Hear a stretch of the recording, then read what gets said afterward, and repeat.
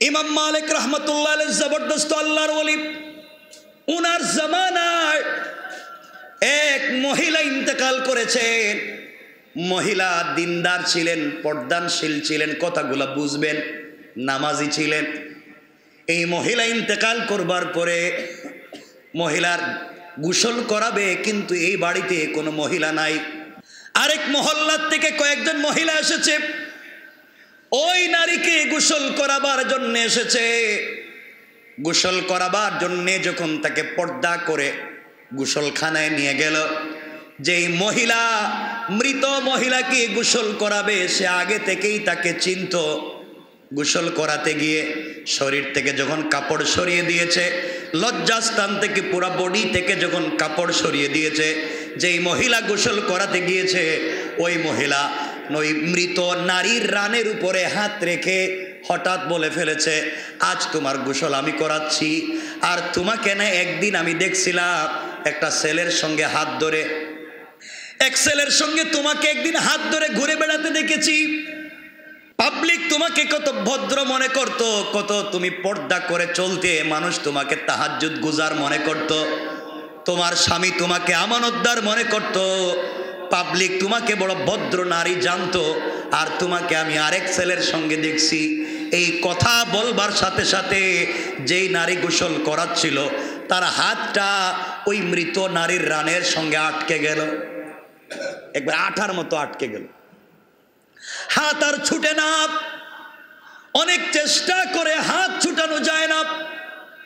এক পর্যায়ে এলাকার হুজুরদেরকে বলা হলো কি করা যায়। ইমাম সাহেব আর কি করবে? ইমাম সাহেব ফতোয়া দিলেন, এক কাজ করেন, যেহেতু মহিলা মরে গিয়েছে আর ওই জীবিত নারীর হাত আটকে গিয়েছে, জীবিত নারীর হাত কাটার কথা আমি বলতে পারি না, যেহেতু মৃত মানুষ, রানের ওই অংশটুকুন চামড়াটুকুন কেটে দেন, হাত ছুটে যাবে। যার স্ত্রী মারা গেছে এই স্বামীকে কথা মানবে? কথা কন বলতেছে না, আমার স্ত্রীর চামড়া কাটা যাবে না, প্রয়োজনে তোমার বউর হাত কাটো। এখন হে বেচারার কি কয়, আমরা আইছিলাম আরেক গ্রাম থেকে আপনার বউরে গোসল করাইতাম, এখন আমার বউর হাত কাটবেন আপনি? কেউ যখন ফতোয়া দিতে পারে না, পুরো দেশের আলিম কি করবেন? অর্ধেক দিন চলে গিয়েছে, ওই নারীর হাত ছুটে না, কথাগুলা বুঝবে।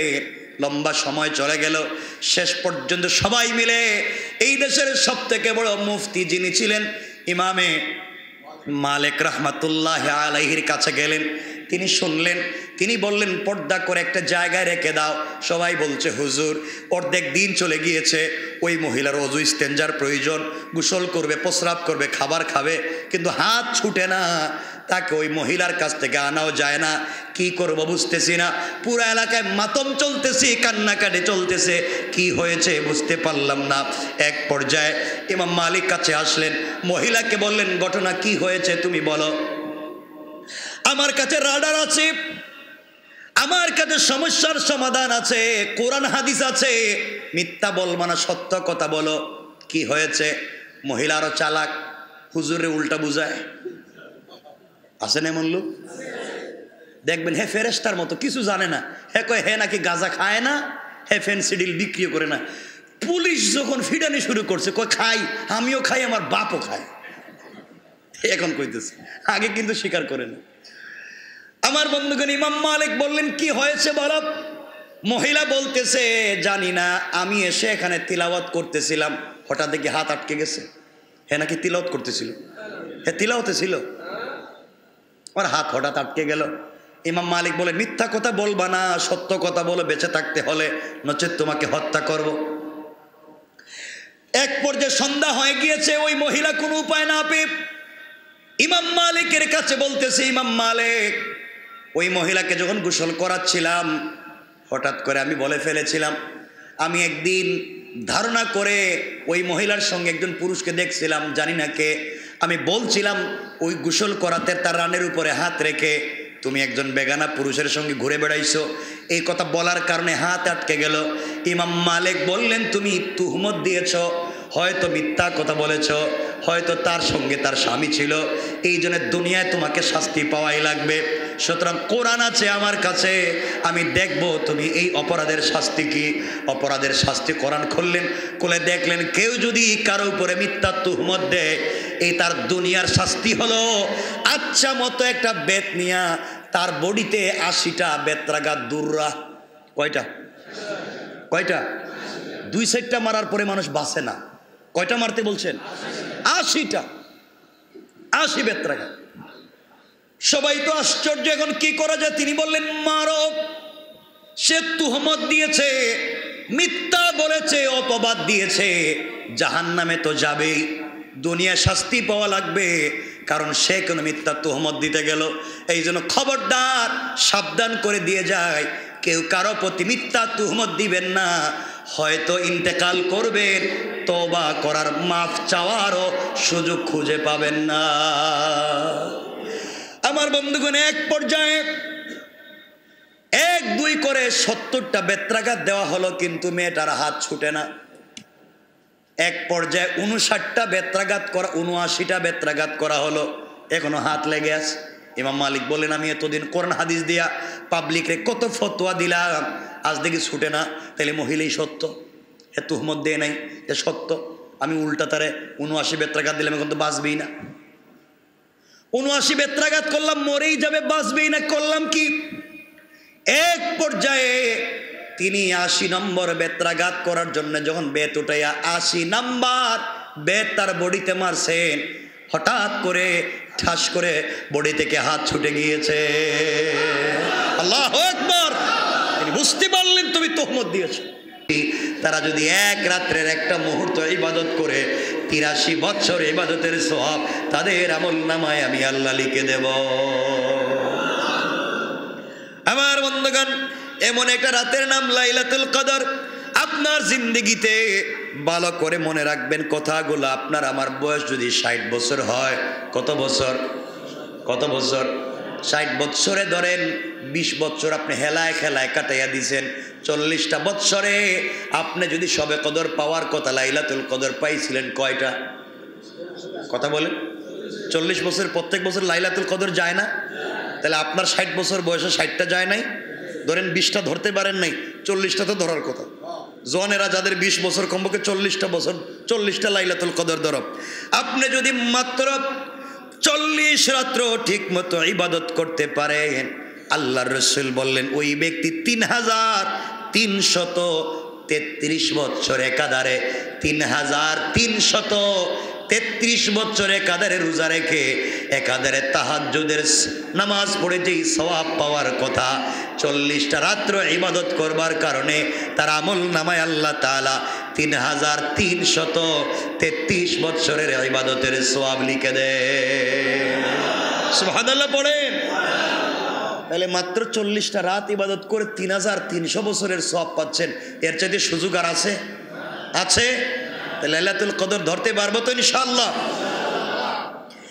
এই জন্য আল্লাহ রাব্বুল ইজ্জত ওয়াল জালাল কোরআনে কারীমের 30 নম্বর পারা 97 নম্বর সূরা, সূরা কদরের 1 থেকে 3 নম্বর আয়াতে আল্লাহ বললেন, ইন্না আনজালনাহু ফি লাইলাতিল কদর ওয়া মা আদরাকা মা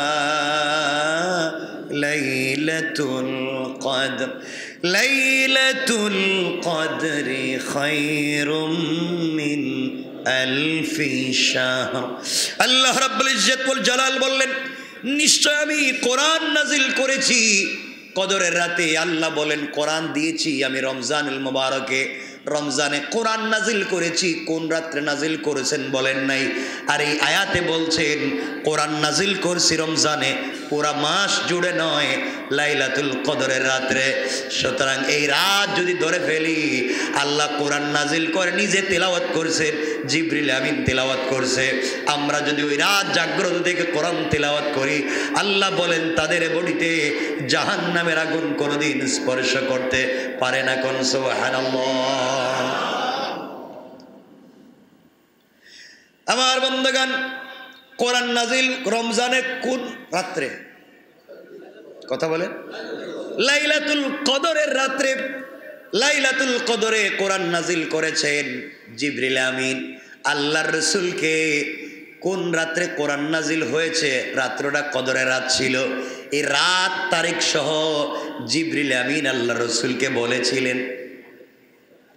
অর্থাৎ রাসূল লাইলাতুল কদর এটা জানতেন, এটা জানতেন, মনেও ছিল। খুশির ঠেলায় ঘর থেকে বাইর হইছিলেন, মসজিদে নববীতে গিয়া সাহাবায়ে কেরামরে বলবেন, শোনো আমি কিন্তু একটা খবর জানি, এক রাত্রে ইবাদত করলে 83 বছরের সওয়াব। ঘর থেকে বাইর হইছেন, এসে দেখেন সাহাবায়ে কেরাম ঝগড়া করতে, মানে তর্কে লিপ্ত, তাকদীর নিয়ে তর্ক করতেছেন, বিভিন্ন কাজ নিয়ে। রাসূল রাগান্বিত হয়ে গেলেন, তার চেহারা রক্তিম বর্ণের হয়ে গেল, লাল হয়ে গেল। তিনি যে আসছিলেন লাইলাতুল কদরের তারিখ জানাইতে, এটা ভুলে গেছেন। বলে দিছেন কে? আসতে বলবেন না, জোরে বলেন। আল্লাহ রসুলকে লাইলাতুল কদরের রাত জানাইয়া দিয়া চিন্তা করলেন, আল্লাহর তো একটাই লোক, গোলাম যেন তার কদমে একটা রাত্রে বেশি সেজদা দেয়, একটা দিন বেশি দোয়া করে, একটা বেশি কান্নাকাটি করে, তার ভাল লাগে। সুবহানাল্লাহ বলেন না? কারণ দেখবেন মা বাপ মিলে বাচ্চারে কান্না করায়, মাঝে মাঝে দুজন দুষ্টামি করে বাচ্চারে কান্না করায়। বাচ্চা একবার মায়ের কাছে ধাক্কা মারি দেয়, বাপ একবার মায়ের দিকে দেয়, মা একবার বাপের দিকে দেয়, কয় আমি তোমার কিছু না। মা কয় আমি তোমার কিছু না। বাচ্চা একবার মায়ের কাছে যায়, কয় আমি তোমার কিছু না। বাপ বাপের কাছে যায়, কয় আমি তোমার কিছু না। ছোট বাচ্চা একবার যাইতে আর যাইতে, আসতে আর যাইতে, মধ্যখানে হাউমাউ করে কান্না শুরু করে দেয়। যখন কান্না শুরু করে দেয়, তখন বাপ মা দুজন জড়াইয়া কপালে চুম্বন করে। ঠিক কিনা? ঠিক কিনা? তো আল্লাহ বুঝাতে চাইলেন, যা বান্দা, আমি তুই এক রাত্রে, আমার ভাল লাগতেছে না, যা। রসুল পাকের দিল থেকে লাইলাতুল কদরের এই তারিখ ভুলাইয়া দিলেন, আর আল্লাহ আর 4 রাত্রর ইবাদতকে কবুল করে নিলেন। বলেন সুবহানাল্লাহ। আর 4-5টা রাত, 21, 23, 25, 27, 29, কয়টা হয়েছে? আগে ছিল 1 রাত, এখন হয়েছে কয় রাত? 5 রাত। আলহামদুলিল্লাহ বলেন। আল্লাহ 5 রাত আমাদেরকে বলেন, যা আমি তোর কি লাগি, যা আমি তোর কি লাগি, যা। 21 রাত্রে আল্লাহ বলছেন, আমি তোর কি লাগি, কান্নাকাটি করছস, যা আমি তোর কি হই, সারা বছর ঘোরাঘুরি করে এখন এসে কাঁদতেছ, যাও আমি তোমার কিছু না। 23 রাত্রে আবার কান্দে, আল্লাহ আমি না তোমার গোলাম, যা কিছু না। এখন আইসা আমার আমি নাকি তোমার অমুক, আমি তমুক, সারা বছর কইছিলাম, যাও। 25 তারিখ আবার কান্দে, আল্লাহ আমি না তোমার গোলাম, তুমি না আমার বানাইছো, যাও। খালি গোলাম গোলাম করো, পুরো 11 মাস কইছিলাম। 27 তারিখ আবার কান্দে, আল্লাহ আমি না তোমার গোলাম ছিলাম, আল্লাহ কই যাও গোলাম। 29 তারিখ আবার কান্দে, আল্লাহ কই দেখো 4-5 দিন হয়ে গেছে শুধু কান্দে, আর কান্দিস না, এবার আমার কলিজার ভিতরে আয়, আয় আমার কাছে আয়, আমি তোকে মাফ করে দিলাম। আল্লাহু আকবার। রব তো তার নাম। কেন বুঝেন না আপনারা, কেন বুঝেন না? আল্লাহ আমাদেরকে কবুল করে, বলেন আমিন। রাসূল ইসলামকে আল্লাহ তারিখ জানাইয়া দিয়েছিলেন। হাদিসে এসে আছে, আবু হুরায়রার বর্ণনায়, যে রাসূল এটা ভুলে গেছেন। আল্লাহ রাব্বুল ইজ্জত ওয়াল জালালের পয়গম্বর, বুখারীর হাদিস, নবীজি বললেন, তাহাররাউ লাইলাতাল কদরি ফিল উইত্রে মিনাল আশরিল আওয়াখিরে মিন রমাদান। তোমার রমজানের শেষ 10 দিনের বেজুর রাত্রগুলাতে সবে কদর তালাশ করো, কারণ তোমরা পেয়ে যাবে। কারণ লাইলাতুল কদর এই 5 রাত্র ছাড়া কোনো রাত্রে যায় না। আমরা যাই করি না কেন, আমাদেরকে যদি প্রাইম মিনিস্টার বলতো এই 5 রাত্রে প্রত্যেককে 5 লাখ করে দিব, 5 রাত কি 5 বছর জাগ্রত থাকুন, কথা কন নাকি, 5 বছর থাকুন, দেন 5 লাখ। আর আল্লাহ বলেন আমি জান্নাত দিয়ে দিতেছি, এরপরে আমরা থাকতে পারি না। আল্লাহ আমাদের কবুল করুক। তারিখ বুলিয়ে দেওয়ার হেকমত কি বলেন? আল্লাহর হেকমতটা কি তারিখ বুলিয়ে দেওয়ার? যে 1 রাত্রের বদলা যেন 5 রাত্রে ইবাদত করে। একটা রাত্র তো যদি লাগিয়ে যায়, ওই যে রাস্তাঘাটে দেখছেন না, কুপন বিক্রি করে যদি লাগিয়ে যায়, এটা লাগেই না, এরা হেরাই খায় ফেলায়। এরা যদি লাগিয়ে যায় কুপন দেয়। আর আল্লাহ বলতেছেন 5 রাত্রে দিলাম, যদি লেগে যায় না, যদি লেগে যায় না, লেগে যাবি। আল্লাহু আকবার বলেন, লেগে যাবি। আল্লাহু আকবার। আল্লাহ কবুল করো, পড়ে না আমিন। তাহলে আমাদের সময় কমে গেছে, শেষই হয়ে গেছে। আল্লাহ রাব্বুল ইজ্জত ওয়াল জালাল বললেন, আল্লাহ রসুল সাল্লাল্লাহু আলাইহি ওয়াসাল্লামকে আল্লাহ জানিয়ে দিলেন লাইলাতুল কদরে ফেরেশতাদেরকে আসমান থেকে আল্লাহ পাঠাইয়া দেন। কাউকে রুকুতে সে যদি পায়, কাউকে সেজদায় পায়, কাউকে দুয়ারত পায়, কাউকে কোরআন তিলাওয়াতের অবস্থায় পায়। ফেরেশতারা আল্লাহর কাছে যখন রিপোর্ট দেয়, আল্লাহ তাআলা এই বান্দার পুরা জিন্দেগির পিছনের জিন্দেগির আমল নামাগুলাকে একবারে ব্লক করে দেয়, বন্ধ করে, খাতাগুলাকে বন্ধ করে পিন লাগিয়ে দিয়া তার নতুন খাতা খুলে দেয় আর বলে আমার বান্দার আমল নামায় আজকের পর থেকে কোনো গুনাহ ছিল না। আল্লাহু আকবার। আর কি চান আপনার? আমার মুসলমান বন্ধুগণ, আল্লাহ রসুল সাল্লাল্লাহু আলাইহি ওয়াসাল্লাম আনাসের বর্ণনায় রসুল সাল্লাল্লাহু আলাইহি ওয়াসাল্লাম বলছেন, বাইহাকির রওয়ায়াত, ইযা কানা লাইলাতুল কদরি নাযালা জিবরাইলু ফি কাবকাবাতিন মিনাল মালাইকা ইউসাল্লুনা আলা কুল্লি কাইমিন আও কাঈদিন ইয়াযকুরুল্লাহ আযজা ওয়া জাল্লা। শবে কদর যখন হয়, জিবরিল আমিন একটা বিশাল জামাত নিয়ে দুনিয়া অবতরণ করেন। আল্লাহ পাকের ইবাদতে দাঁড়িয়ে থাকা, বসে থাকা বান্দাদের জন্যে, যারা ইবাদতে, যেমন আমরা গতকালকে রাত্রে কিয়ামুল লাইলে দাঁড়িয়েছিলাম, দোয়ার ভিতরে ছিলাম। লাইলাতুল কদর যদি যায়, জিবরিল আমিনকে আল্লাহ বলেছেন পৃথিবীতে আসবে, যাদেরকে দোয়ারত পাইবে, সেজদারত পাইবে, রুকুরত পাইবে, জিবরাইল সকল ফেরেশতাদেরকে নিয়ে তাদের জন্য আল্লাহর দরবারে দোয়া করবেন। আর আল্লাহ বলেন, দোয়া করতে দেরি, জিবরাইলের দোয়া কবুল করে আমার গোলামদেরকে মাফ করতে দেরি করি না। আরেক হাদিসে রাসূল বলছেন, মান কামা লাইলাতুল কদরি ঈমানাও ওয়া ইহতিসাবা গুফিরা লাহু মা তাকদ্দামা মিন যামবিহি। আল্লাহ রাসূল বলেন, যে ব্যক্তি ঈমানের সাথে সওয়াবের নিয়তে শবে কদরের রাত্র জাগ্রত থেকে ইবাদত করলো, তার পিছনের সমস্ত গুনাহগুলোকে আল্লাহ তাআলা এক মুহূর্তে ক্ষমা করে দেয়। কি ফ্যাসিলিটিস পাচ্ছেন!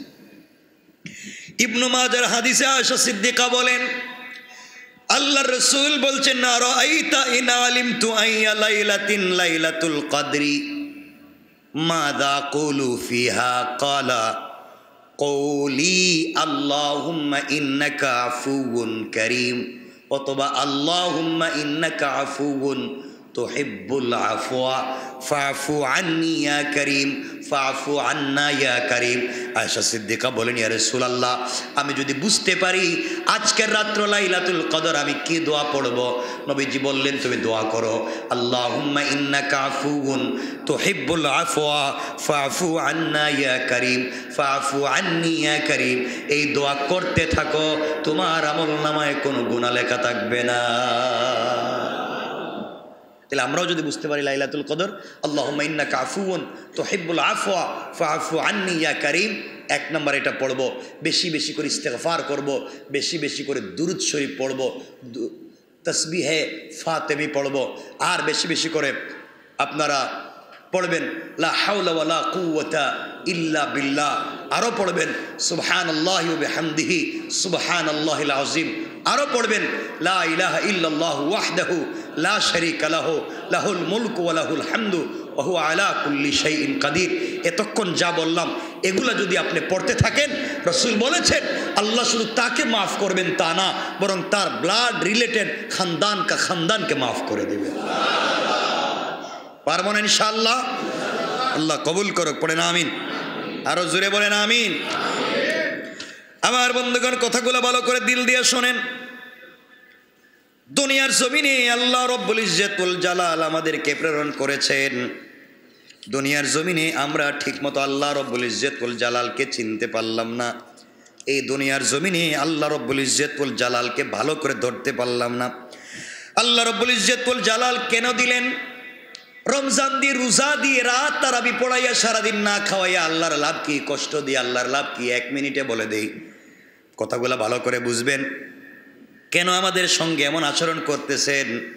আল্লাহ রব্বুল ইজ্জতুল জালালের কাছে একবার মুসা আলাইহিস সালাম বলছেন, আল্লাহ তাআলা নিজের হাতে আদম বানাইলেন, এত ভালোবেসে সন্তানদেরকে তো সুন্দর করে বানাইলেন, জানতে চাই এদেরকে কেন জাহান্নামের আগুন দিয়ে জ্বালাবেন?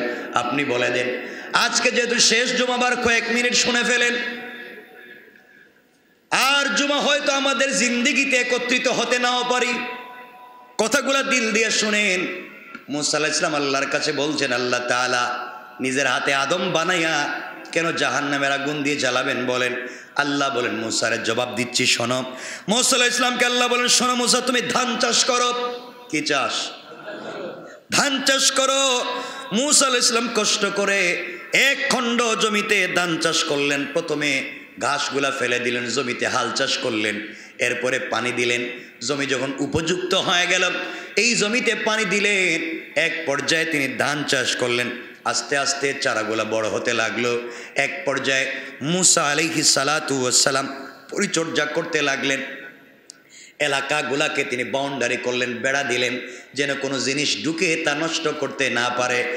এরপরে যখন ধানের চারাগুলা বড় হয়ে গেল, ধানের চারাগুলা কাটলেন, কেটে আনলেন, এনে তিনি খড়কুটাগুলা পুড়িয়ে দিলেন। আর ধানগুলাকে যত্ন করে গোলায় ভরে ফেলে দিলেন।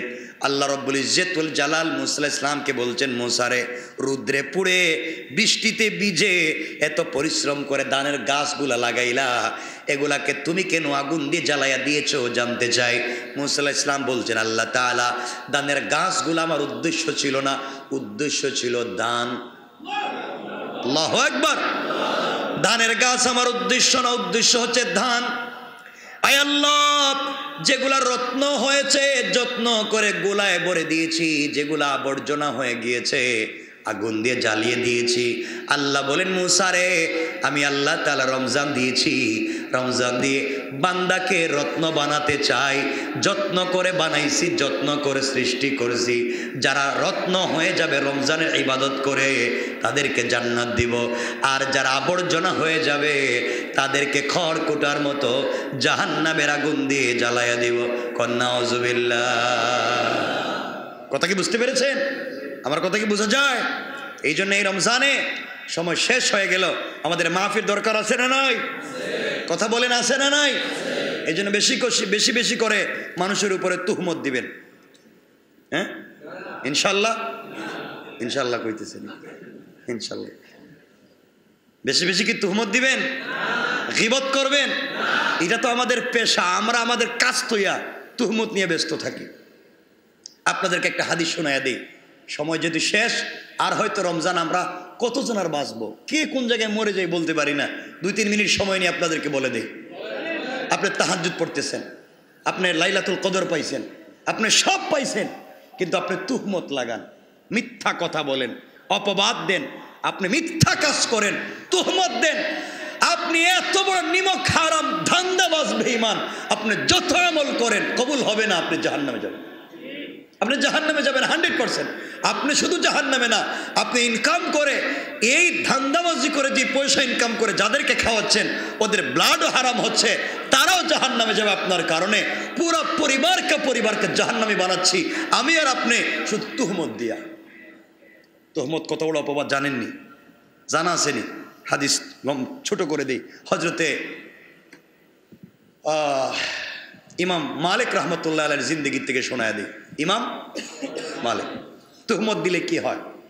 তুহমত, আপনি মিথ্যা, আপনি জানেন না, একজনের সম্পর্কে বলে ফেললেন যে আমি দেখছি ওই মেয়েটা এক ছেলেরে নিয়ে ঘুরতেছে, আমি দেখছি এই ছেলে এক মেয়েরে নিয়ে ঘুরতেছে, আমি দেখছি, আমার কাছে সব আছে। হতে পারে মিথ্যা, হতে পারে মিথ্যা। যদি মিথ্যা হয়ে যায়, আপনি বললেন আমি দেখছি, ইন্না লিল্লাহ, আমি দেখলাম বিনোদ বিবির খতিব সাহেব রিক্সা একটা মেরে নিয়ে কি হুড উঠাইয়া কি সুন্দর মতিঝিল দিয়ে যায়, হুজুর করলোটা কি কামটা, এই হুজুরের পিছনে আমরা কি জুম্মা পড়ি। আপনি একটা বলে ফেললেন, হতে পারে যাকে নিয়ে আমি ঘুরতেছি সে আমার মা। বলেন বলেন, সে আমার, হতে পারে আমার বোন, কথা বলেন, হতে পারে আমার মেয়ে, হতে পারে আমার স্ত্রী। আপনি কেন ধারণা করতে গেলেন? ইজতানিবু কাসীরাম মিনাজ জন, আপনারা কে বলছি ধারণা করতে? ইন্না বাদাজ জন্নি ইসমুন। তুমি কাজ করছো কেন? কারণ তোহমত দিলে আপনি 100% জাহান্নামী। আপনি যদি ধরেন আমি একজনের উপরে তোহমত দিলাম, কিন্তু সেই কাজ করে নাই, সেই কাজ আমি মিথ্যা বললাম, কিয়ামতের দিন কেউ সুপারিশ করবে না। কেউ করবেন। শোনেন হাদিস, যেহেতু সময় চলেই গেছে, 2-3 মিনিট নিয়ে নেই, কষ্ট হবে না তো? আজকেই তো আমিও কথা বলতে চাইছিলাম না, বলে দিচ্ছি, বলবো না। আমি একটু হয়তো আজকে সফরে চলে যেতে পারি, কোথাও হঠাৎ চলে যেতেই পারি। তো আবার যদি আসি আর দেখা হয়, নাও তো হইতে পারে, মরে যেতে পারি, ঠিক না? আর আপনারা বলতে পারেন হুজুর বহুত ওয়াজ করছে, এবার আর দরকার নাই, আর একজন ডেন্ডে ওয়াজ করম, ঠিক কিনা? ঠিক হয়েছে তো, দেখলাম ভালোই তো আছে, দেখি এটা ঠিক কয়, দেখি যাক, ঠিকই বালা, যেটা ভাল লাগে করবেন। কি ভালোবাসা আপনাদের। কথাগুলো শোনেন, 1 মিনিট। ইমাম মালিক রহমতুল্লাহ আলাইহি জবরদস্ত আল্লাহর ওলি, উনার জামানায় এক মহিলা ইন্তেকাল করেছেন। মহিলা দিনদার ছিলেন, পর্দানশীল ছিলেন, কথাগুলো বুঝবেন, নামাজি ছিলেন। এই মহিলা ইন্তেকাল করবার পরে মহিলার গোসল করাবে, কিন্তু এই বাড়িতে কোনো মহিলা নাই। আরেক মহল্লার থেকে কয়েকজন মহিলা এসেছে, ওই নারীকে গোসল করাবার জন্য এসেছে। গোসল করাবার জন্য যখন তাকে পর্দা করে গোসলখানায় নিয়ে গেল, যেই মহিলা মৃত মহিলাকে গোসল করাবে, সে আগে থেকেই তাকে চিনত। গোসল করাতে গিয়ে শরীর থেকে যখন কাপড় সরিয়ে দিয়েছে, লজ্জাস্থান থেকে পুরো বডি থেকে যখন কাপড় সরিয়ে দিয়েছে, যেই মহিলা গোসল করাতে গিয়েছে, ওই মহিলা ওই মৃত নারীর রানের উপরে হাত রেখে হঠাৎ বলে ফেলেছে, আজ তোমার গোসল আমি করাচ্ছি। আর তোমাকে না একদিন আমি দেখছিলাম একটা ছেলের সঙ্গে হাত ধরে ঘুরে বেড়াতে, এক ছেলের সঙ্গে তোমাকে একদিন হাত ধরে ঘুরে বেড়াতে দেখেছি। পাবলিক তোমাকে কত ভদ্র মনে করত, কত তুমি পর্দা করে চলতে, মানুষ তোমাকে তাহাজ্জুদ গুজার মনে করত, তোমার স্বামী তোমাকে আমানতদার মনে করত, পাবলিক তোমাকে বড় ভদ্র নারী জানতো। আর তোমাকে আমি আরেক ছেলের সঙ্গে দেখছি। এই কথা বলবার সাথে সাথে যেই নারী গোসল করাচ্ছিল, তার হাতটা ওই মৃত নারীর রানের সঙ্গে আটকে গেল, একবার আঠার মতো আটকে গেল। হাত আর ছুটে না, অনেক চেষ্টা করে হাত ছুটানো যায় না। এক পর্যায়ে এলাকার হুজুরদেরকে বলা হলো কি করা যায়। ইমাম সাহেব আর কি করবে? ইমাম সাহেব ফতোয়া দিলেন, এক কাজ করেন, যেহেতু মহিলা মরে গিয়েছে আর ওই জীবিত নারীর হাত আটকে গিয়েছে, জীবিত নারীর হাত কাটার কথা আমি বলতে পারি না, যেহেতু মৃত মানুষ, রানের ওই অংশটুকুন চামড়াটুকুন কেটে দেন, হাত ফুটে যাবে। যার স্ত্রী মারা গেছে এই স্বামীকে কথা মানবে? কথা কন, বলতেছে না আমার স্ত্রীর চামড়া কাটা যাবে না, প্রয়োজনে তোমার বউর হাত কাটো। এখন হে বেচারার কি কয়, আমরা আইছিলাম আরেক গ্রাম থেকে আপনার বউরে গোসল করাইতাম, এখন আমার বউর হাত কাটবেন আপনি? কেউ যখন ফতোয়া দিতে পারে না, পুরো দেশের আলিম কি করবেন? অর্ধেক দিন চলে গিয়েছে, ওই নারীর হাত ছুটে না, কথাগুলা বুঝবে। লম্বা সময় চলে গেল, শেষ পর্যন্ত সবাই মিলে এই দেশের সব থেকে বড় মুফতি যিনি ছিলেন ইমামে মালিক রহমাতুল্লাহ আলাইহির কাছে গেলেন। তিনি শুনলেন, তিনি বললেন পর্দা করে একটা জায়গায় রেখে দাও। সবাই বলছে হুজুর অর্ধেক দিন চলে গিয়েছে, ওই মহিলার অজু ইস্তেঞ্জার প্রয়োজন, গোসল করবে, প্রস্রাব করবে, খাবার খাবে, কিন্তু হাত ছুটে না, তাকে ওই মহিলার কাছ থেকে আনাও যায় না। কি করবো বুঝতেছি না, পুরো এলাকায় মাতম চলতেছে, কান্নাকাটি চলতেছে, কি হয়েছে বুঝতে পারলাম না। এক পর্যায়ে ইমাম মালিক কাছে আসলেন, মহিলাকে বললেন ঘটনা কি হয়েছে তুমি বলো। আমার কাছে রাডার আছে, আমার কাছে সমস্যার সমাধান আছে, কোরআন হাদিস আছে, মিথ্যা বলবো না, সত্য কথা বলো, কি হয়েছে। মহিলা আরো চালাক, হুজুরে উল্টা বুঝায়। আছেন এমন লোক, দেখবেন হে ফেরেশতার মতো, কিছু জানে না। হে কয় হে নাকি গাঁজা খায় না, হে ফেন্সিডিল বিক্রিও করে না। পুলিশ যখন ফিডানি শুরু করছে, কয় খাই, আমিও খাই, আমার বাপও খায়। এখন কইতেছে, আগে কিন্তু স্বীকার করে না। আমার বন্ধুগণ, ইমাম মালিক বললেন কি হয়েছে বলো। মহিলা বলতেছে জানি না, আমি এসে এখানে তিলাওয়াত করতেছিলাম, হঠাৎ দেখি হাত আটকে গেছে। হে নাকি তিলাওয়াত করতেছিল, হে তিলাওয়াতে ছিল। ওর হাত হঠাৎ আটকে গেল। ইমাম মালিক বলে, মিথ্যা কথা বলবা না, সত্য কথা বলো বেঁচে থাকতে হলে, নচেৎ তোমাকে হত্যা করব। এক পর্যায়ে সন্ধ্যা হয়ে গিয়েছে, ওই মহিলা কোনো উপায় না পেয়ে ইমাম মালিকের কাছে বলতেছে, ইমাম মালিক, ওই মহিলাকে যখন গোসল করাচ্ছিলাম হঠাৎ করে আমি বলে ফেলেছিলাম, আমি একদিন ধারণা করে ওই মহিলার সঙ্গে একজন পুরুষকে দেখছিলাম, জানি না কে।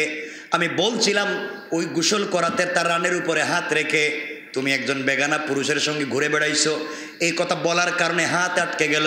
ইমাম মালিক বললেন, তুমি তুহমত দিয়েছ, হয়তো মিথ্যা কথা বলেছ, হয়তো তার সঙ্গে তার স্বামী ছিল, এই জন্য দুনিয়ায় তোমাকে শাস্তি পাওয়াই লাগবে। সুতরাং কোরআন আছে আমার কাছে, আমি দেখব তুমি এই অপরাধের শাস্তি কি। অপরাধের শাস্তি কোরআন খুললেন, খুলে দেখলেন কেউ যদি কারো উপরে মিথ্যা তুহমত দেয়, এই তার দুনিয়ার শাস্তি হলো আচ্ছা মতো একটা বেত নিয়া তার বডিতে 80টা বেত্রাঘাত দুররা। কয়টা? 2 সাইডটা মারার পরে মানুষ বাঁচে না। কয়টা মারতে বলছেন? 80টা, 80 বেত্রাঘাত। সবাই তো আশ্চর্য, এখন কি করা যায়? তিনি বললেন, মারো। সে তুহমত দিয়েছে, মিথ্যা বলেছে, অপবাদ দিয়েছে, জাহান্নামে তো যাবেই, দুনিয়া শাস্তি পাওয়া লাগবে, কারণ সে কোনো মিথ্যা তুহমত দিতে গেল। এই জন্য খবরদার, সাবধান করে দিয়ে যায়, কেউ কারো প্রতি মিথ্যা তুহমত দিবেন না। হয়তো ইন্তেকাল করবেন, তওবা করার, মাফ চাওয়ারও সুযোগ খুঁজে পাবেন না। আমার বন্ধুগণ, এক পর্যায়ে 1-2 করে 70টা বেত্রাঘাত দেওয়া হলো, কিন্তু মেয়েটার হাত ছুটে না। এক পর্যায়ে 59টা বেত্রাঘাত করা, 79টা বেত্রাঘাত করা হলো, এখনো হাত লেগে আছে। ইমাম মালিক বললেন, আমি এতদিন কোরআন হাদিস দিয়া পাবলিকরে কত ফতোয়া দিলাম, আজ দেখি ছুটে না, তাহলে মহিলাই সত্য, এ তুহমত দেয় নাই, এ সত্য। আমি উল্টা তারে 79 বেত্রাঘাত দিলাম, এখন তো বাঁচবেই না। 79 বেত্রাঘাত করলাম, মরেই যাবে, বাঁচবেই না, করলাম কি? এক পর্যায়ে তিনি 80 নম্বর বেত্রাঘাত করার জন্য যখন বেত উঠাইয়া 80 নাম্বার বেত তার বডিতে মারছেন, হঠাৎ করে ঠাস করে বডি থেকে হাত ছুটে গিয়েছে। আল্লাহু আকবার! তিনি বুঝতে পারলেন তুমি তুহমত দিয়েছো। তাহলে কি বুঝলেন? তুহমতের অপরাধ কি বুঝতে পেরেছেন? শাস্তি। আল্লাহ আমাদেরকে হেফাজত করুক। সবাই দোয়া করবেন, আল্লাহ আমাদের রমজানকে কবুল করুক। আমি আপনাদের কাছে বলি, আমি একটু সফরে যাব।